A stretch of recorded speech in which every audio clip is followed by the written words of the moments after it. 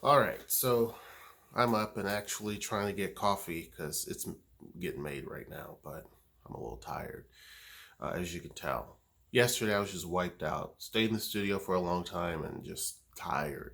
I was just begging to go home at that point, and got home and it's just crashed. But anyway, this video is about a much more serious topic, one that I feel a bit compassionate or passionate about. And it is because it is strongly, the person who was killed is strongly someone similar to myself. And this is about the Botham Jean uh, killing by Amber Geiger, who was a cop in Dallas. And first, I'm going to say that I expect a couple of different things, or a few different things, because this is, again, when I say this is America, there's a hidden meaning behind that. There's several different meanings behind it, but when I say this is America, there's a long list of things that go into that, right? It's not just an attack on America; it's an attack more or less on just the thinking that goes on in America.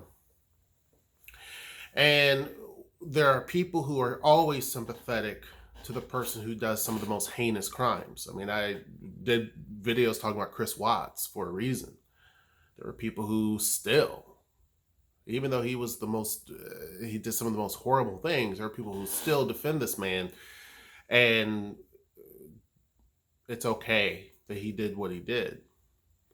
When you're looking at the case of Amber Geiger, I expect there are going to be a few things. A, YouTube will probably not monetize it because this is something, again, that's positive, that affects the black community, and me talking about it. For two, you're going to have a basically a tribe of trolls that will thumbs down the video, which doesn't matter because it doesn't get the way we set stuff up. It doesn't really matter. Thumbs down doesn't do jack crap to a video.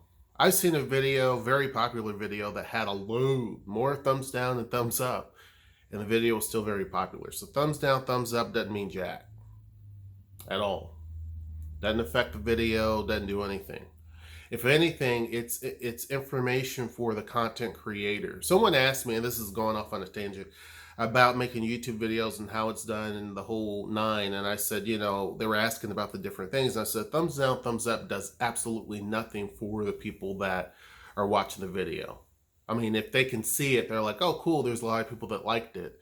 But if it's hidden or taken away, which is what we do on all of our videos, then it doesn't do anything. It's mainly a metric for the content creator as far as if people like that type of content, they want more of it, or they didn't really care for it. That was the main intent. The biggest thing is the number of views. That's, at the end of the day, that's what YouTube cares about, and that's what a subscriber cares about, is the number of views and the advertisers. So I expect thumbs down. I expect demonetization. I expect people to defend this Amber Geiger. I expect that because this is America. But this is a situation where you have an individual who lives the floor up from her, on the fourth floor, directly above her. She goes in and claims that, it's a shadowy figure and she doesn't know who it is. And again, just completely victimy, just being the victim, which is common. She's trying to play the victim, but yet she's also a cop. And to me, if you are a police officer, you should be tough. We expect our military to be tough individuals, and they are. And they go into battle and they face really a lot of things that could be life or death. I mean, they don't know if they're going to come out of a particular situation, right? But you don't have people in the military running when there are bullets or when they see someone who could be a potential enemy or a threat or anything like that. Now, people will say it's different because the military has a whole lot of folks with them. That's true, but that's not always the case. There are people who were in circumstances where they were the only one in a particular circumstance and still stood there, and they were a warrior, right? When it comes to police, if you're too scared of people that you come in contact with, mainly people of color, then you shouldn't be a police officer, period. If you can't treat everyone with respect, you shouldn't be a police officer. The whole notion that black men are so scary, if that's your view, then you shouldn't be a police officer. Because there are white men who kill cops left and right because of that same stupid thinking. Cops aren't suspecting that this person's going to do anything, and guess what? That's when something happens. Because they're already of the belief that he's not going to do anything. If it's a black guy, I probably should be a little bit more, Hispanic guy should be a little bit more prepared because they're going to do something. And typically, it doesn't happen that way. Not always. There are times when something bad does happen. But you have a lot of instances where cops end up getting hurt or shot, and it's somebody who's white that does it. And so this isn't about, people say, it's about race baiting, and I wish people, and again, it's like, shut up.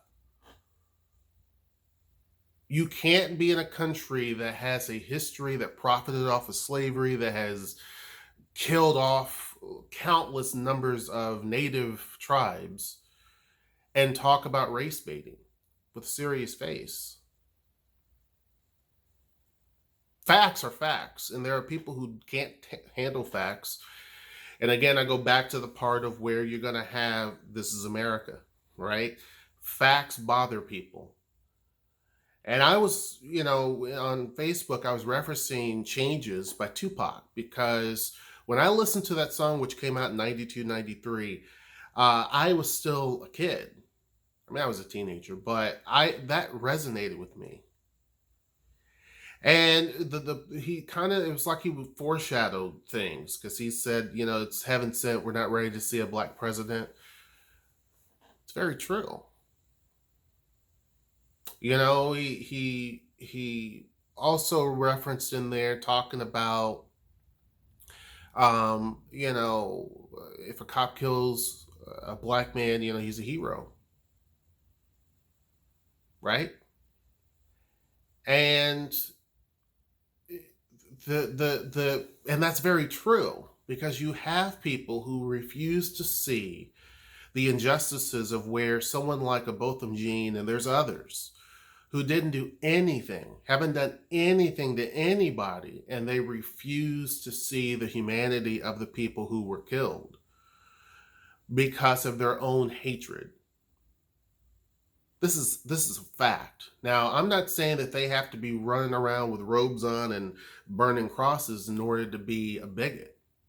There are people who I know who are on my friends list on Facebook and other social medias, people who I know in real life, who probably are on the fringe of being a bit of a bigot. They just don't want to really address that or recognize that. I'm not saying all, and I'm not going to say names, but I know that. Because if you cannot see the humanity and the fact that an innocent person dies, but yet you scream and cry about the fact that a pet gets abused, and I'm not saying people should abuse animals. I think that's the most cowardly thing, one of the most cowardly things a person can do. But you have people who are up in arms whenever a dog gets abused, or if somebody hits a cat, or, I referenced the fact that the gorilla that was killed back in the Cincinnati Zoo a couple of years ago by zookeepers because a 3-year-old or a 4-year-old, I think he was between the ages of 3 and 4, he got into the enclosure, and people were upset with the mother, saying that the mother should be responsible for the fact that the gorilla was killed, and why would they kill the gorilla? And there was this big, huge, national, insane debate about it over a gorilla. But yet this guy, people are quiet. Man, they're quiet about a lot of other things that involves that. And so when people say that America is inherently racist, that's what they mean. That America is inherently has a lot of bigots, that's what they mean. I don't expect people to like this video. I don't do videos for people to like them. I don't do videos for always.